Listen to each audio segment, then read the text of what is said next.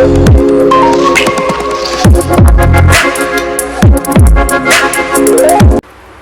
Welcome back to our channel. അപ്പോൾ ഇന്ന് ചെയ്യാൻ പോകുന്നത് how to find your soulmate സെഗ്മെൻറ്റിലെ ജൂൺ മന്തിലെ റീഡിംഗ് ആണ്. അപ്പോൾ മെഡിറ്റേഷൻ്റെ ബൈറ്റ് കൊണ്ടിട്ട് ഓടി വരിക.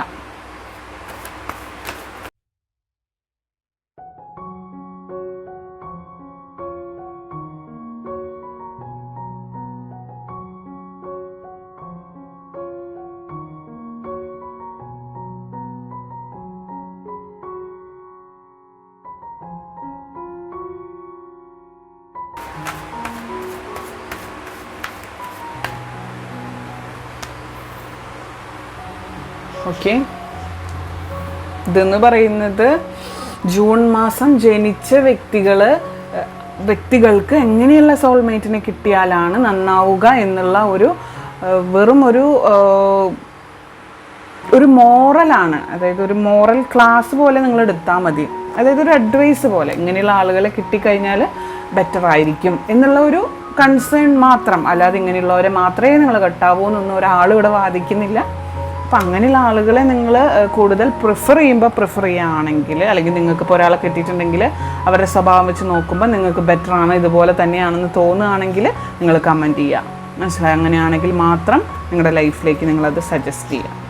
അല്ലാതെ ഇതിൽ തെറ്റാണ് അല്ലെങ്കിൽ ഇതിൽ പറയുന്ന ആളെ നിങ്ങൾ ഒരിക്കലും ജീവിതത്തിലേക്ക് എടുക്കാൻ പാടില്ല എന്നൊന്നും ഞാൻ പറയുന്നില്ല. അതൊക്കെ നിങ്ങളുടെ ഇഷ്ടമാണ്. അതിലേക്കൊരു അഡ്വൈസ്, ദാറ്റ്സ് ഓൾ. ഓക്കെ, അപ്പോൾ ജൂൺ മന്തിലെ നിങ്ങളുടെ റീഡിംഗ്. ജൂൺ മന്തിൽ ജനിച്ച വ്യക്തികളാണെങ്കിൽ നിങ്ങളെ പിടിച്ചു നിർത്താനായിട്ട് അതിവൈകാരികത നിറഞ്ഞ സംഭാഷണങ്ങൾ ആവശ്യമാണ്. അതായത്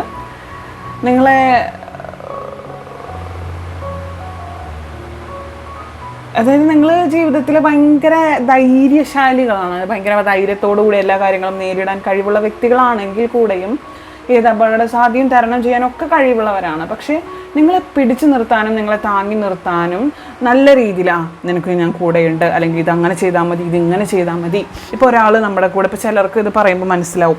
കാരണം ഞാനൊക്കെ ആ ഒരു ഗണത്തിൽപ്പെടുന്ന ഒരാളാണ്. പക്ഷേ ഞാൻ ജൂൺ മന്തൊന്നും അല്ല കേട്ടോ.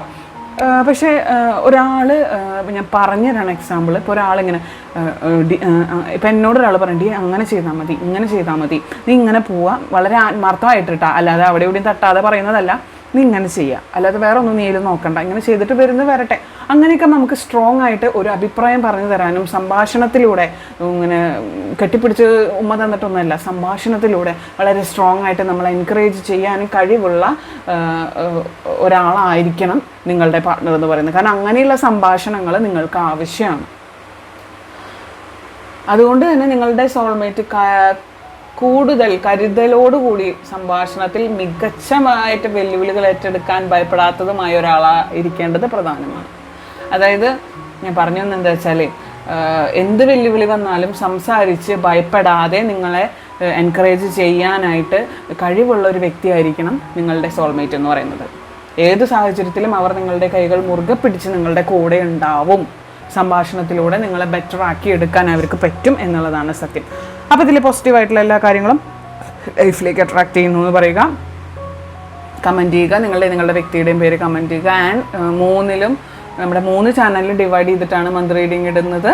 അപ്പം അത് ലിങ്ക് ഡിസ്ക്രിപ്ഷനിലുണ്ട്, നോക്കുക.